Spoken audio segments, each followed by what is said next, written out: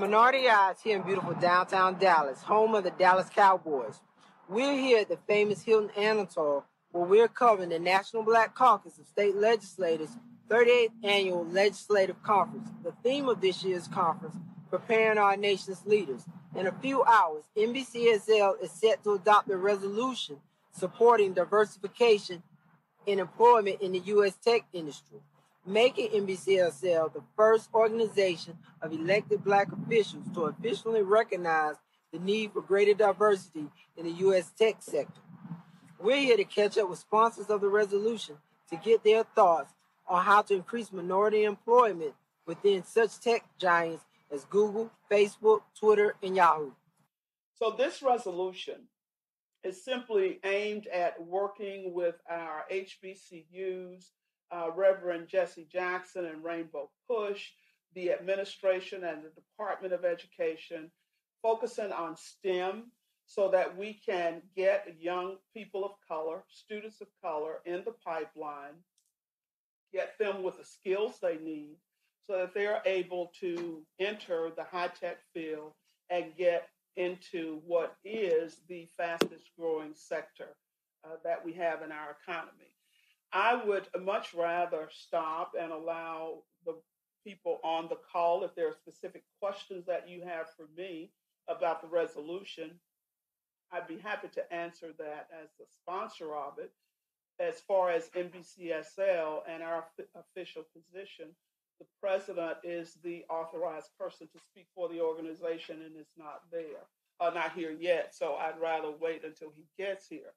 Finally, let me say in terms of the process of our organization, we had a business meeting yesterday where we gave preliminary approval to this resolution. Final approval and ratification will come today at our business meeting. So I anticipate final passage of the resolution. There has been widespread support. All members of the National Black Caucus of State Legislators, whether they are in the South, the East, or the West, recognize the importance of STEM, both from a standpoint of our economy, keeping us competitive in a global marketplace, and as an entree for our young people of color to have bright futures like everyone. So how you doing today, Senator McKissick? Just fine. It's a pleasure to be here with you. Thank you. I wanted to ask you about the legislation regarding diversity and technology that you guys just ratified. I wanted to know, how did you first become aware of this issue? Well, it's an issue that's been of long-standing concern to me as a member of the North Carolina Senate for quite some time. I know a colleague of mine, Representative Hilda Cobb Hunter, also expressed concerns about the same issue, and we felt that, certainly an adopted resolution by this body and organization might help other states start crafting policies that can help address the deficiencies and minorities that are in the STEM areas: science, engineering, math, technology. I think it's important, not just to pass a resolution. I think it's important to become engaged, working with firms in the high technology areas. I know my district includes the Research Triangle Park in North Carolina. And the things that we need to do there are really reaching out to those major companies that can really make a difference. They can concentrate more efforts in terms of recruiting African Americans and other minorities into jobs within their specific corporations with a unique sensitivity that they need to increase that type of diversity within the workplace. A lot of the tech companies state a reason for the low numbers of minorities employed by them is that there are not a lot of qualified African Americans with the skill set that they are using, that they are looking for. What would be your answer to that question? Well, it would be twofold. First, you can't depend upon waiting for them to knock upon the door or to submit an application. There needs to be an active engagement in trying to seek out qualified applicants. Secondly, there's a need to work with perhaps historically black colleges and universities to do recruitment among their ranks of those that could really work closely with them. And that means internship programs. That means mentoring programs. That means assisting them in doing research from time to time.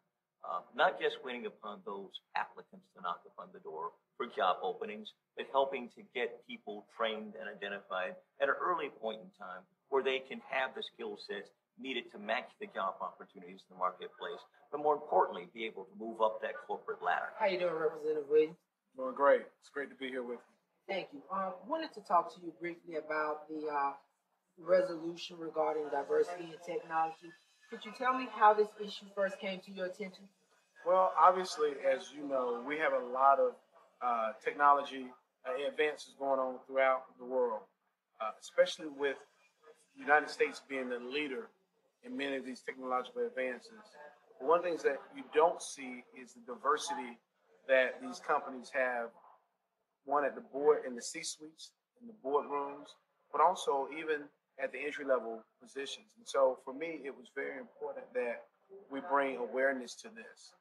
With me, I have many institutions of higher learning in my community that I represent: Florida State, Tallahassee Community College, but most importantly, when we talk about diversity, Florida A&M University, historically black college university, who's been a leader as it relates to putting out top-notch African-American computer scientists over the past 20 plus years. So, when the tech companies say, one of the reasons that a lot of the larger tech firms say that they don't have a lot of minorities is because minorities aren't going into computer science or they don't possess the type of skills that they need. How would you, or how do you feel that would be the best way to address that? Because you stated that Florida A&M, you guys are putting out quality. So how would you go about making sure that the tech companies know of these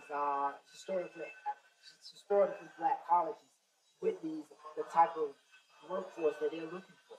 Well, I think first of all, as my role as a legislator and as a member of the National Conference of Black State Legislators, it was incumbent upon me to co-sponsor a resolution that called on our tech companies in Silicon Valley and throughout the country to be more inclusive. And really, we know when you're as diverse as you are in, say, your stock portfolio, or you're diverse in other sectors of business, you do better. And so for me, when I'm looking at my stock return, I know I'm not going to keep one piece of stock. I'm going to have several different blue chips and mutual funds and what have you. So when tech companies look at how well they do, they also have to look at their level of diversity.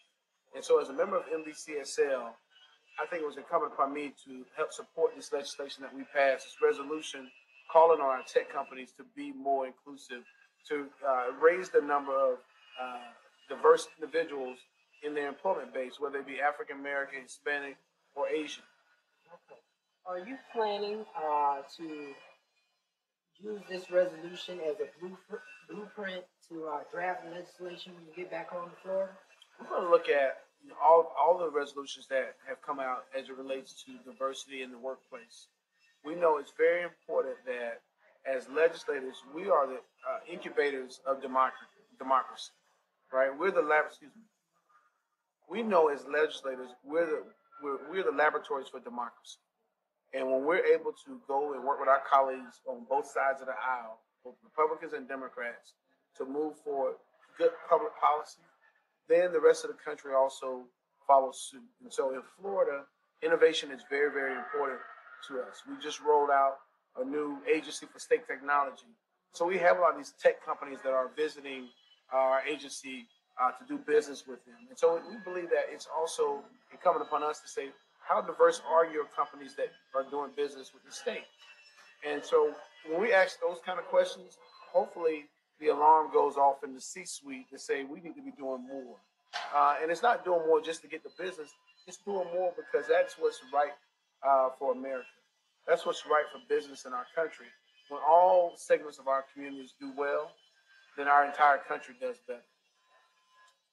Well, Representative Williams, thank you for taking the time to sit down with us.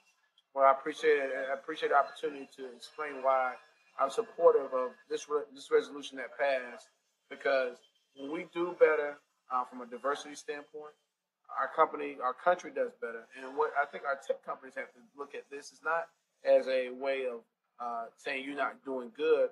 We want want you to do even better. And obviously, there are certain companies out there that are taking the steps, but we want all of those companies to take the right steps in that direction to bring diversity into the boardroom, diversity into the C-suite, but also diversity into those entry-level jobs. And we believe that our role as lawmakers is to encourage that type of good behavior, that type of good public policy that wins across the board.